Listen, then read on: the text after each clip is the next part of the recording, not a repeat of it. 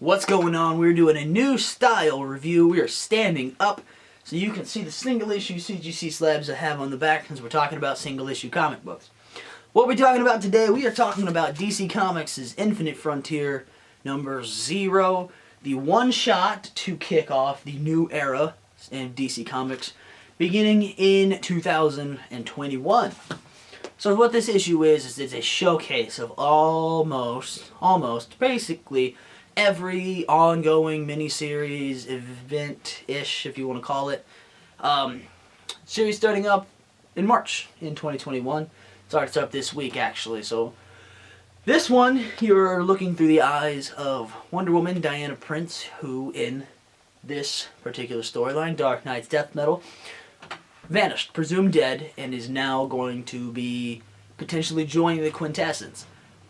So she goes off talking to them, and then goes with the Spectre, and through her traveling with the Spectre is where we get our windows into what each of these new ongoing series is going to be looking like.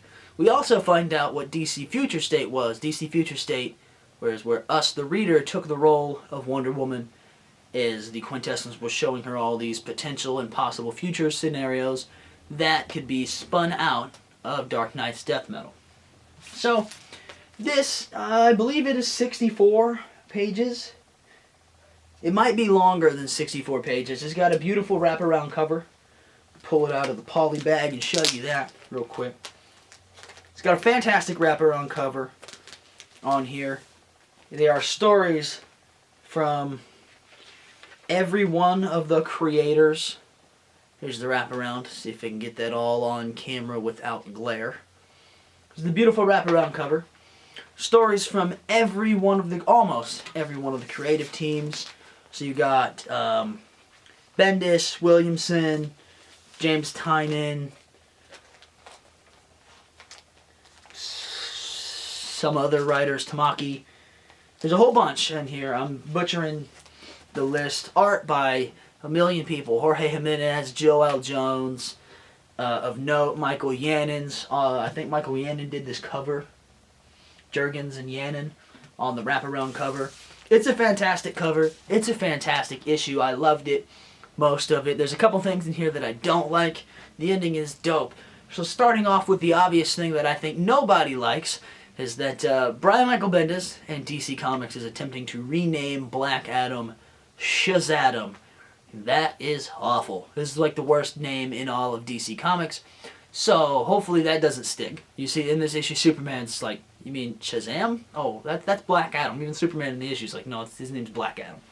Don't think that's going to stick. So you get a lot of really cool stories. And here they're all super short stories because you got to fit, I think it's 12 to 13 different actual stories going into this one.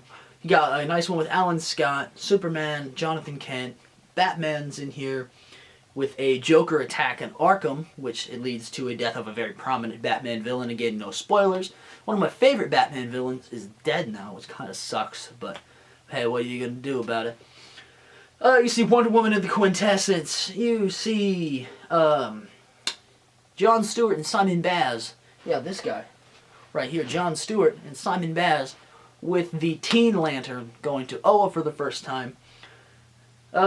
Nubia and the Amazons at the Themyscira. And Stargirl gets a Jeff Johns Stargirl story in here leading to a one-shot, I think, in June. So there's a lot of fun stuff in here. I liked almost every one of the stories. I'm really excited for that Jeff Johns Stargirl stuff. I love Jeff Johns.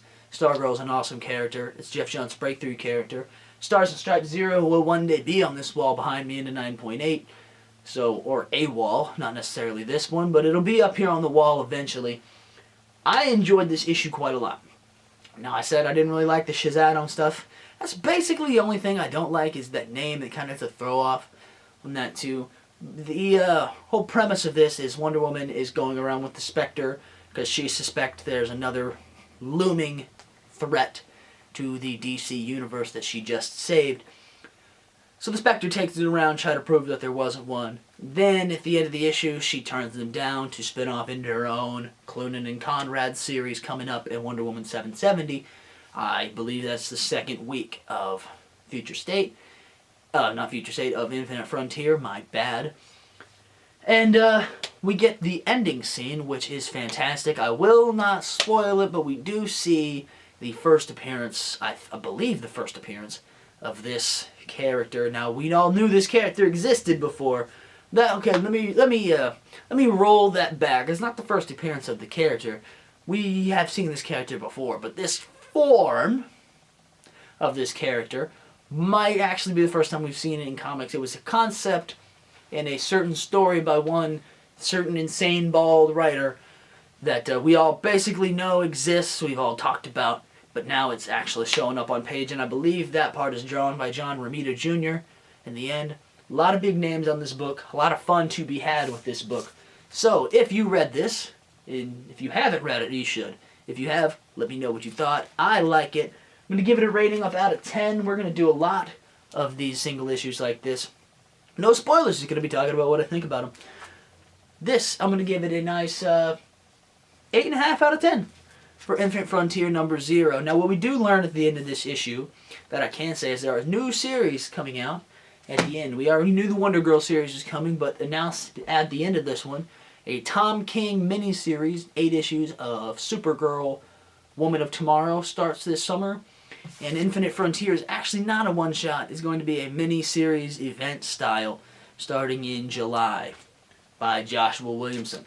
So, that's the big news coming out of Infinite Frontier. I will be back next with Batman or Swamp Thing, and I will see you guys next time.